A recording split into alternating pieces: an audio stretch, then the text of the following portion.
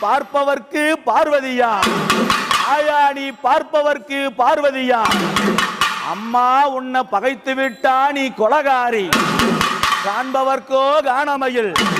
அவ கணிபவர்க்கோ பெருநெருப்பு யாருக்கும் அடங்காத இந்த கானகத்து படிநெருப்பு மாசி ஒரு மாதத்தில அம்மா மாசி ஒரு மாதத்தில